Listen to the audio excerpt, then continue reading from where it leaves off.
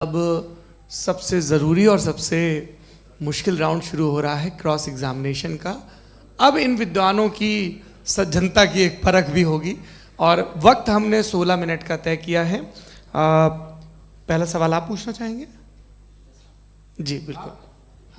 बहुत शुक्रिया। आपकी जो अभी बात हुई बहुत अहम थी, मैं इसको चाहूँगा कि आगे डिस्कस करूँ, लेकिन चूँकि अभी ये वो सेगमेंट है क्रॉस एग्जामिनेशन, तो सबसे पहला सवाल आपसे ये है कि जो मैं इतनी देर से कॉन्टिंजेंसी आर्ग्यूमेंट आपको बता रहा था, ये अकल से ही बता रहा था हजरत, आप ये बताएं कि आप इन्फिनिट रिग्रेस ऑफ कॉजेस को पॉसिबल मानते हैं या नेसेसरी बीइंग के एग्जिस्टेंस को सही समझते हैं? चूंकि दो ही ऑप्शन हो सकता है, आप ये बताएं। देखिए, आपको मैं ईमानदारी से बात करूं, एक तो मैं कॉन्टिजेंसी वर्ड ठीक से समझता नहीं, और इस वक्त भी जो आपने अंग्रेजी के अल्फाज इस्तेमाल किए वो ज़रा थोड़े से मुझे डिफ़िकल्ट और कॉम्प्लिकेटेड लगे, तो आप ज़रा सिंपल ज़बान में सवाल कर सकते हैं? बिल्कुल कर सकता हूँ जी। यूनिवर्स की हर चीज़ कॉन्टिंजेंट होने का मतलब ये है कि वो अपने एग्जिस्टेंस में किसी के ऊपर डिपेंडेड है। जो भी चीज़ डिपेंडेड होगी वो चीज़ इंडिपेंडेंट नहीं हो सकती, तो उसका कोई ना कोई कॉज होगा। तो अब आप क्या समझते हैं कि ये इन्फिनिट रिग्रेस है, यानी कॉज पर कॉज, कॉज पर कॉज, कॉज पर कॉज, और कभी कोई यानी ये एंडलेसली चलता रहा? क्योंकि अगर ऐसा होगा तो हम तो एग्जिस्टेंस में आते ही नहीं। लॉजिकली ये मुत्तफक अलैह चीज़ है, मुत्तफक अलैह अग्रीड अपॉन। ओके,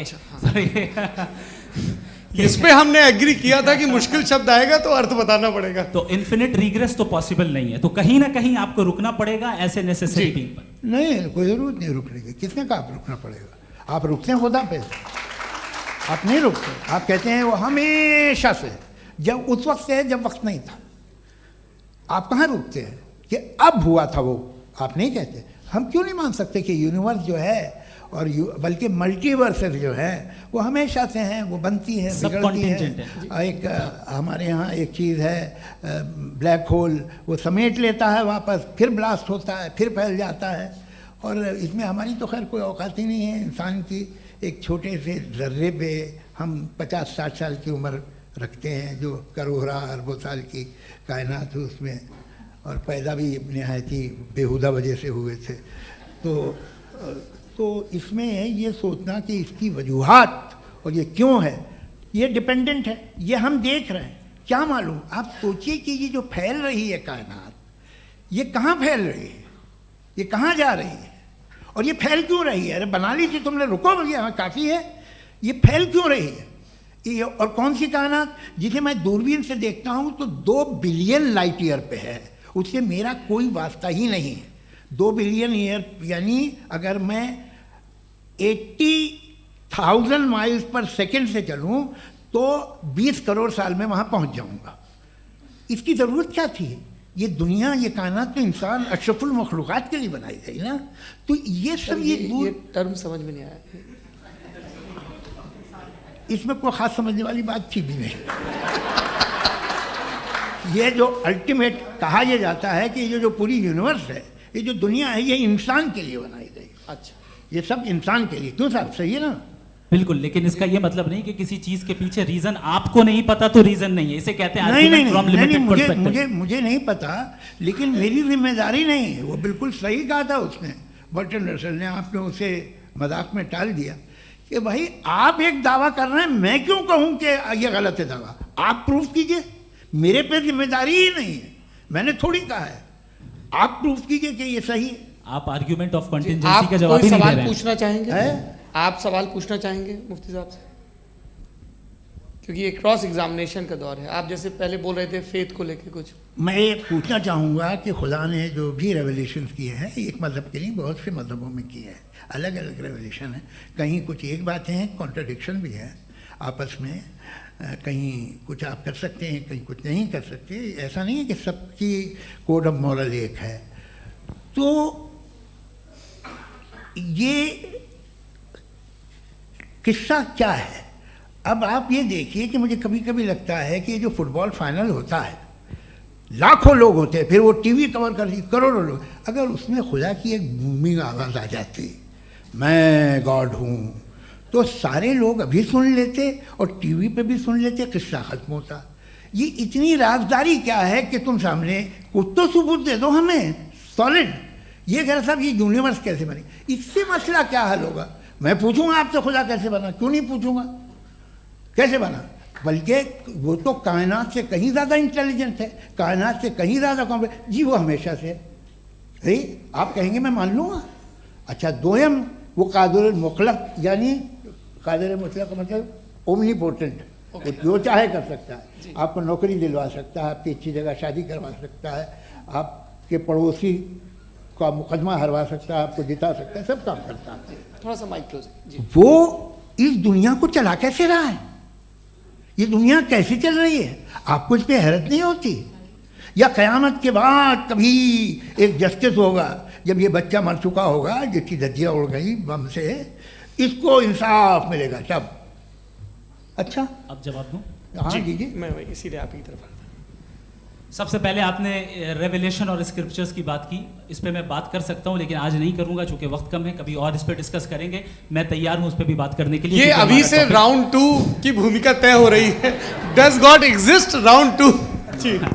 चूंकि आज गॉड के एग्जिस्टेंस पे बात है तो मैं उसी के रिलेटेड जो है आपके सवालात को एंटरटेन भी करूंगा और मैं भी पूछूंगा। आपने कहा कि आपने साबित ही नहीं किया, जबकि आर्ग्यूमेंट ऑफ कॉन्टिजेंसी बुनियादी आर्ग्यूमेंट है। आप मुझे कॉन्टिजेंसी का मतलब बताइए, आपका मतलब क्या कॉन्टिजेंसी?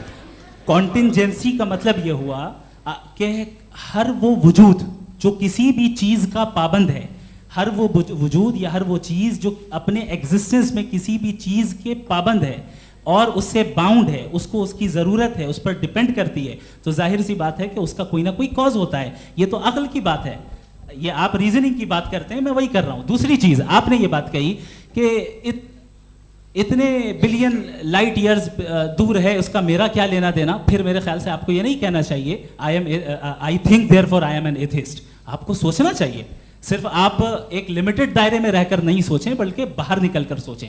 आपने तीसरा सवाल किया, आपने 2-3 सवाल एक साथ। ऐसी बातें ना कीजिए, कुछ लोगों को इतराज हो जाएगा आप पे कि आप कुछ भी सोचिए, ये इजाज़त आपको है नहीं, मुझे है।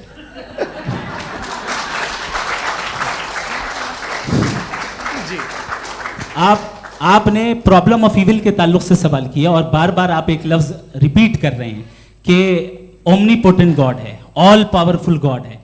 यही तो दरअसल समझना है कि गॉड का कॉन्सेप्ट क्या है। प्रॉब्लम ऑफ इविल जो है, प्रॉब्लम ऑफ इविल दर हकीकत 2 असम्पशंस पर कायम है। अगर आप इन 2 असम्पशंस को समझ जाएं तो ये प्रॉब्लम नहीं रहेगी, आर्ग्यूमेंट आपको समझ में आ जाएगी कि ये कोलैप्स कर जाता है। पॉइंट नंबर 1, यानी जो आपका सबसे पहला फॉल्स असम्पशन है कि गॉड मर्सीफुल है, ओमनीपोटेंट है, दुनिया में जुल्म हो रहा है। लेकिन आपको ये समझना चाहिए कि हमारे वर्ल्ड व्यू के मुताबिक गॉड सिर्फ ओमनीपोटेंट और सिर्फ मर्सीफुल नहीं है, बल्कि वो ऑल वाइज भी है और वो ऑल नोइंग भी है। उसके हर काम के पीछे हिकमत और विजडम है। ये कोई जरूरी नहीं है कि वो हिकमत और विजडम आपको समझ में आए या मुझे समझ में आए।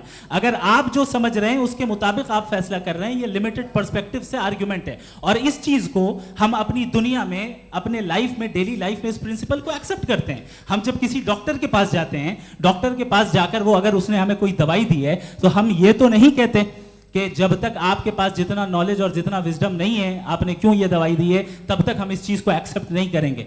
नहीं कहते, हम उसकी अथॉरिटी को तस्लीम करते हैं। क्यों? क्योंकि उसकी हम जानते हैं कि वो नॉलेजेबल है, वो विजडम वाला है, हमसे ज्यादा नॉलेज और हमसे ज्यादा विजडम है। बताएं सर। नहीं, डॉक्टर में और खुदा में बड़ा डिफरेंस है। डॉक्टर पढ़ा लिखा होता है एक, तो मैं उसकी बात सुनूंगा। दोयम ये नहीं, कुछ जवाब तो ये भी नहीं है सर। प्लीज आ आप जाइए, अगर चलिए। सब ऑडियंस से बोलने लगेंगे तो हाँ। फिर मतलब नहीं सिविलाइज्ड बहस का। मतलब आप ये कहें कि चूंकि आप डॉक्टर पे बिलीव करते हैं इसलिए खुदा पे बिलीव कीजिए, क्या ये मिसाल आपको समझाने के लिए आर्ग्यूमेंट है, इस पे आपको एतराज नहीं है। तो सिंपल बात ये है कि मैं अगर ये यकीन कर रहा हूँ कि एक ओमनीपोटेंट, उसकी मसलहत है, ये जो बच्चे मर रहे हैं ये मसलहत है उसकी, मुझे नहीं चाहिए इसकी मसलहत। उसकी मसलहत नहीं, यही तो समझना है। मतलब एक्सपीरियंस। अच्छा, इस आपने अभी मेरी बात पूरी सुनी नहीं। मैंने कहा आपका पूरा आर्ग्यूमेंट 2 फॉल्स असम्पशंस पर है। एक फॉल्स असम्पशन मैंने बता दिया, दूसरा फॉल्स असम्पशन ये है कि इस दुनिया में इविल के होने का कोई गुड रीजन नहीं है, जबकि हमारे पास बाज रीजंस मौजूद हैं, हमारे पास बाज वजूहात मौजूद हैं। अगर इस दुनिया में इविल ना हो तो आप गुड को डिफाइन कैसे करेंगे? अगर जुल्म ना हो आप इंसाफ को समझेंगे कैसे? अगर तारीकी ना हो तो आप लाइट को समझेंगे कैसे? बहुत अच्छे। अभी और सुन लें, अभी और बाकी है। ये तो बात बहुत पसंद आई साहब मुझे। कि जब तक रेप ना हो तब तक औरतों की इज्जत का ख्याल आपने मेरा जवाब पूरा सुना ही नहीं। जब तक के बच्चों का कत्ल ना किया जाए तब तक आपको बच्चों की मासूमियत की इज्जत है। आपने पूरा जवाब सुना ही क्या बात है, क्या आपने नुक्ता निकाला? आपने पूरा जवाब सुना ही नहीं। आप सुन लें, मेरी बात सुन लें। ये मैंने आपको एक चीज बताई। दूसरी चीज, इस दुनिया में हम आए हैं टेस्ट के लिए, हमारा टेस्ट हो रहा है और हर इंसान का अलग अलग अंदाज में टेस्ट होता है। और इस दुनिया में अगर इविल मौजूद है तो वो इविल जरिया है हमारे अंदर ह्यूमन नोबल क्वालिटीज को डेवलप करने का और अलग अलग फील्ड में प्रोग्रेस करने का। और अगर हमारे अंदर और इस दुनिया में इविल नहीं होता तो बताइए टेस्ट का मतलब क्या होता? अगर मैं अपने स्टूडेंट को एमसीक्यूज दूं और उसमें सिर्फ राइट आंसर लिख कर दे दूं और कहूं तुम्हारा टेस्ट हो गया, ये मीनिंगलेस है। इस दुनिया में अगर हम टेस्ट के लिए आए हैं तो जाहिर है गुड एंड इविल दोनों मौजूद है। बताइए। तो अगर गुड एंड इविल दोनों मौजूद है तो ये इविल भी खुदा का बनाया हुआ है? जी हाँ, खुदा का बनाया हुआ है। लेकिन अच्छा, चलो अच्छी बात। जी बिल्कुल, तो बिल्कुल खुदा ने बनाया। अभी तो ये है कि जो मेजॉरिटी है दुनिया में वो इविल है, तो ये खुदा एक्चुअली इविल के साइड पे लग रहा है मुझे। बिल्कुल भी नहीं, मैं बताता हूं। मेजॉरिटी में तो वो है। क्या बात कर रहे हैं भाई आप? कोई भी जो मुंसिफ होगा, चाहे आपका अपना घर हो जिसके आप सबसे बड़े हैं, चाहे आपकी ऑर्गेनाइजेशन हो जो आप चलाते हैं, वहां पर आप इवल रखेंगे साबित करने को कि बाकी लोग शरीफ हैं? मेरी बात सुनिए। क्या ये आर्ग्यूमेंट ही गलत है? अगर कि जब तक के कोई इवल नहीं होगा तब तक के शरीफ आदमी शरीफ नहीं लगेगा। अगर एग्जामिनर गलत ऑप्शन दे रहा है तो एग्जामिनर इविल नहीं हो गया। जो गलत ऑप्शन को सेलेक्ट कर रहा है वो फेल होगा। क्रिएटर ने इविल को बनाया है लेकिन वो इविल नहीं है। अच्छा सुनिए मेरी बात, लेट मी कंप्लीट सर। जी जी। क्रिएटर ने इविल को बनाया है टेस्ट के लिए, वो इविल नहीं है। इविल वो होगा जो उसे इख्तियार करेगा। छुरी को बनाने वाला गलत नहीं होता है, छुरी का गलत इस्तेमाल करने वाला गलत होता है। रेप को कैसे गलत इस्तेमाल करते हैं? रेप इंसान के फ्री विल का नतीजा है। ये रेप कैसे गलत इस्तेमाल होता है? ये मुझे अब सुन लें, अब सुन लें। गलत इस्तेमाल होता है। हाँ मैं बता रहा हूँ ना, कैसे गलत? मैं बता रहा हूँ कि जो इविल इस दुनिया में मौजूद है उसके कई सारे तरीके हैं। एक तरीका इंसान का अपना फ्री विल है। अब अगर कोई रेपिस्ट रेप कर रहा है तो इसका गॉड का कसूर नहीं है, वो अपने फ्री विल का गलत इस्तेमाल कर रहा है, उसको सजा मिलनी चाहिए। अच्छा, और उसी के लिए जहन्नम बनाई गई है। ये फ्री विल का भी बड़ा चक्कर।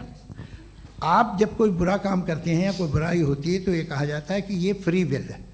7 billion free wills are moving on this planet. 7 billion free will.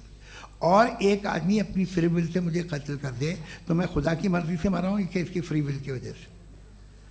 मेरी मौत खुदा के हाथ है या ये फ्री विल वाले के हाथ है? खुदा ने फ्री विल का निजाम बनाया है और उस निजाम का गलत इस्तेमाल करके कोई आपको मार रहा है, इस्तेमाल करके मेरा कत्ल कर देता है। अब मेरी मौत का जिम्मेदार कौन है? वो इंसान जिम्मेदार है। वो इंसान जी। तो ये कहना कि और उसको सजा मिलेगी। तो अब आप आगे चलिए कि ये तय करना कि अल्लाह ही या अल्लाह ने खुदा ही जिंदगी देता है, खुदा ही मौत देता है, ये गलत है। बिल्कुल गलत नहीं है। हाँ, नहीं, निजाम उसी ने बनाया फ्री विल का। निजाम मौत और हयात का उसी ने बनाया। You are contradicting yourself. अभी आपने कहा कि एक आदमी ने फ्री विल से आपको मार दिया, इसमें उसे फ्री विल दी गई थी, उसने गलत इस्तेमाल किया। 7 billion free wills are moving on this planet और आप चाह रहे हैं कि मैं सिर्फ खुदा का ध्यान करूं। ये 7 बिलियन फ्री विल्स को मुझे लुक आफ्टर करना पड़ेगा कि नहीं? ये तो तबाहियां कर रही हैं और तबाहियां ज़्यादा हो रही हैं। बिल्कुल। तो अगर आप बताएं अगर खुदा नहीं है फॉर एग्जाम्पल, तो आप इविल को कैसे डिसाइड करेंगे? यानी how can you define evil objectively without God? देखिए दुनिया में 2 तरह के जानवर हैं। एक जो अकेले रहते हैं जंगल में और एक जो ग्रुप्स में रहते हैं। ग्रुप में जो भी रहेगा, चाहे वो आपका फाउंडेशन हो, चाहे कोई क्लब हो, चाहे कोई पॉलिटिकल पार्टी हो, चाहे कोई यूनिट हो, उसमें आपको इंटरैक्ट करने के रूल बनाने पड़ेंगे। यानी लोग तय करेंगे। लोग तय करेंगे। अगर लोगों ने ये तय किया कि किसी का रेप करना सही है, आप जस्टिफाई करेंगे? नहीं, आपका फाउंडेशन तो ये हो गया ना कि लोग ही विल डिसाइड करेंगे। नहीं। अरे दुनिया में ऐसे ग्रुप्स हैं जो रेप को जायज़ मानते हैं सर्टेन हालात में। मैं डिटेल में नहीं जानूंगा, आप भी जानते हैं। ये जो आईसिस वाले थे जिन्होंने क्या किया था, तो उन्होंने क्या किया उसका खुदा से कोई ताल्लुक नहीं है सर। मैंने सिंपल सवाल किया कि ईविल को आप डिफाइन करते कैसे हैं? आइए वापस आइए जी। आप साथ में तभी रह सकते हैं जब कुछ आप ऐसे उसूल डेवलप करें जिसमें हर एक का बेसिक तहफ़्फ़ुज़, हर एक का बेसिक राइट हो और हर एक को कोई आराम मिले। यही तरीक़ा है किसी भी ऑर्गेनाइजेशन जिसमें एक से ज़्यादा लोग हैं और वो ऐसे चलती है ज़िंदगी। उसमें अगर आप गड़बड़ करेंगे तो तबाही होगी, नुकसान होगा, बर्बादियाँ आएंगी।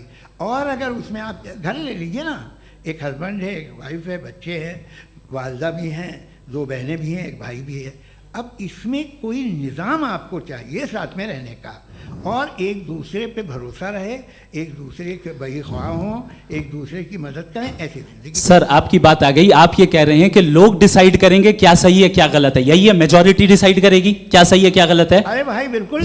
मेजॉरिटी अगर ये कहे कि नाजी जर्मनी के साथ जिस तरह मेजॉरिटी थी कि जेनोसाइड करना सही, आप जस्टिफाई करेंगे?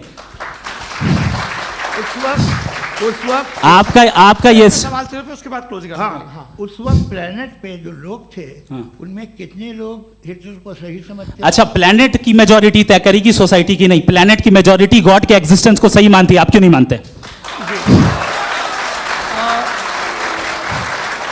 ये हेलो ये क्रॉस क्वेश्चन का राउंड यहाँ पर समाप्त होता है। और ये बड़ा अच्छा है कि इस तरह से फ्रेगमेंट कर दिया गया है ताकि जो मरकरी ऊपर जा रहा है नीचे जवाब दे दूं। जी। प्लेनेट की ज़्यादातर मेजॉरिटी कुछ दूसरे मजहबों के खुदा को मानती है। आप उन्हें क्यों नहीं, आप तो मेजॉरिटी की बात कर रहे हैं। अच्छा, ये क्लोजिंग आप ये कह रहे हैं इविल और गुड को डिसाइड मेजॉरिटी करेगी, मेजॉरिटी जो कर दे वो सही हो जाएगा। क्लोजिंग इसको जैसा आप ही लोगों ने तय किया है उसी फॉर्मेट को फॉलो कर लेते हैं। हाँ भाई, मैंने तो भले लोगों पे एतबार किया और तब मॉडरेशन तय किया। जी, आपके पास 5 मिनट का वक्त है, क्लोजिंग आर्ग्यूमेंट है, उसके बाद हम ऑडियंस से क्वेश्चन आंसर लेंगे जावेद साहब की क्लोजिंग आर्ग्यूमेंट के बाद। ओके, बहुत शुक्रिया जी। हमारा जो टॉपिक है डज गॉड एग्जिस्ट, मैं इस पे इतने एकेडमिक तैयारी करके आया था, मुझे था कि मैंने सोचा था कि कई सारे मैं आर्ग्यूमेंट्स दूंगा, लेकिन वक्त की भी किल्लत और जावेद साहब बार बार इधर उधर चले जा रहे थे तो उसको भी थोड़ा एंटरटेन करना पड़ गया। डज गॉड एग्जिस्ट पे मैं एक ही आर्ग्यूमेंट दे पाया। आर्ग्यूमेंट्स बहुत हैं और डेफिनेटिव आर्ग्यूमेंट्स हैं, और मेरे आर्ग्यूमेंट को किसी एक राउंड में भी इन्होंने एंटरटेन नहीं किया और रेफ्यूट नहीं किया। एक राउंड में भी नहीं, एक राउंड में भी नहीं। और ना ही अभी आपका क्लोजिंग आर्ग्यूमेंट आएगा, नहीं, वो बता देना। Argument of contingency sir. अरे मैं आपसे कई बार कह चुका हूं कंटीजेंसी का मतलब अब मैं कैसे समझाऊं आपको? आपस में हाँ, आप और कितने आसानी से समझाऊं मैं, मुझे तो नहीं समझ में आ रहा है। आप अपनी आर्ग्यूमेंट ऑफ कंटीजेंसी उर्दू में बोल सकते हैं। हाँ, आप अपनी बात पूरी कर लें जी, आखिरी 4 मिनट। दूसरी चीज, just a minute please ma'am, can I talk? दूसरी चीज ये है कि आपने एक तो इसका जवाब नहीं दिया, दूसरा आपने गॉड के ना होने पर कोई डेफिनेटिव आर्ग्यूमेंट नहीं दिया, सिर्फ मजहब पे बात कर रहे हैं आप। मजहब तो आज हमारा टॉपिक ही नहीं था। आज तो हमारा टॉपिक हो, आप मजहब से ले लेकर आईएस तक चले गए। भाई हमारा क्या ताल्लुक है उससे? We condemn them. और उसका गॉड से क्या ताल्लुक है? अगर कोई गलत काम कर रहा है, किसी ने किसी को कत्ल किया, किसी ने किसी का रेप किया, उसको सजा मिलनी चाहिए। और आपके पास कोई भी rational strong foundation of morality नहीं है। आपने कहा कि मेजॉरिटी तय करेगी सोसाइटी की, वो सही होगा। मैंने कहा हिटलर को फिर आप सही कहेंगे, नहीं, प्लैनेट की सोसाइटी की मेजॉरिटी तय करेगी। तो प्लैनेट की मेजॉरिटी गॉड के एग्जिस्टेंस को मानती है, आप कह रहे हैं ये रिलीजियस है। तो यानी आपके पास कोई स्ट्रॉन्ग फाउंडेशन नहीं है ऑब्जेक्टिव मोरालिटी का। ऑब्जेक्टिव मोरालिटी का अगर कोई फाउंडेशन है तो वो सिर्फ गॉड है, गॉड है, गॉड है। थैंक यू जी। ये मुफ्ती शमाइल नदवी साहब का क्लोजिंग आर्ग्यूमेंट था। अब हमारे पास जी ये बड़ा अच्छा है कि दोनों लोगों को मॉडरेटर से शिकायत भी और बोल रहे भाई हमारी शाबाशी भी तो करते चलो। अब मेरी बात जी, आपके पास जावेद अख्तर साहब 5 मिनट का वक्त है, ये आपका क्लोजिंग आर्ग्यूमेंट है, टाइम रीसेट कर दें जी। देखिए, बहुत सारी बातें हैं। गॉड का डेफिनेशन दुनिया के किसी भी रिलीजन में है कि वो ओमनीपोटेंट है, ओमनीप्रेजेंट है, he is just, he is kind, he loves you and so on. मैं जब दुनिया देखता हूँ तो मुझे कोई ऐसा सुप्रीम पावर यहाँ दिखाई नहीं देती है जो इंसान की बहबूदी के लिए कुछ कर रही हो, कमज़ोर को बचा रही हो, मदद कर रही हो, जालिम को पीछे हटा रही हो। मैं नहीं देखा, तारीख़ में नहीं। एक तो अगर है और ये देख रहा है तमाशा, तो उसका होना न होना बराबर है।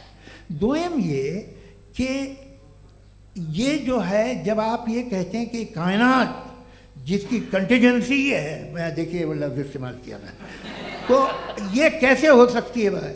और फ़ौरन आप सरेंडर कर देते हैं कि जाहिर है कि इसका बनाने वाला तो इससे 10,000 गुना था कॉम्प्लिकेटेड होगा, उस पर आपके होने पे कोई इतराज़ नहीं है। उसे वो टाइमलेस है, वो पहले से था, टाइम तो बहुत बाद में आया, ये सब आप मानने को तैयार है, जिसका आपके पास कोई सबूत नहीं, आपके पास कोई रीज़न नहीं है। आपकी तारीख क्या है मज़हबों की? बिलीफ की, जो खुदाओं का बिलीफ है, ये कॉन्स्टेंटली गलत साबित होता रहा है। मतलब आप कहें कि अरिस्टोटल के ज़माने में तो सब जाहिल थे, वो भी इतने ही यकीन से खुदा पे यकीन रखते थे, जो अब नहीं रहा, ये भी नहीं रहेगा, आप लिख लीजिए। और इसके आसार आपको दुनिया में दिखाई देना शुरू हो चुके हैं। ये बहस क्या आज से 100 साल पहले इस तरह हो सकती थी? यहाँ तक तो आपको हम ले आए हैं। तो सर अरे इनको मदद की ज़रूरत नहीं भाई, ये सेल्फ सफिशिएंट आदमी है, आप क्यों इनकी मदद कर रहे हैं? Sir please. तो ये जो है तमाम बातें अपनी जगह हैं, ये एक पैकेज है। आप अकेले, कोई आदमी ऐसा नहीं जो सिर्फ गॉड को मानता हो, उसके साथ बहुत पैराफर्नेलिया आता है, अलग अलग पैराफर्नेलियाज आते हैं। They have always created chaos in the society. मैं तो आपको सीधा ऑफर देता हूँ कि दुनिया में 10 इम्पॉर्टेंट बिलीव्स हैं, आप एक मानते हैं, 9 नहीं मानते, 9 में आप एथियस्ट हैं, 9 को आप बिल्कुल रीजनेबली मेरी तरह देखते हैं। तो 90 मजहबी आदमी भी 90% एथियस्ट है, वो दूसरे खुदा नहीं मानता, एक खुदा मानता है अपना वाला, बाकियों को कहता है गलत है। अगर आप मानना ही बंद कर दें तो आपका 10% चांस है कि आप सही हैं और 90% चांस है कि आप गलत हैं। मेरा मशवरा है आप मानना छोड़ दिए तो 50% चांस होगा कि आप सही हैं और 50% चांस होगा, 40% आप गेन करेंगे बाय बिकमिंग एथियस्ट।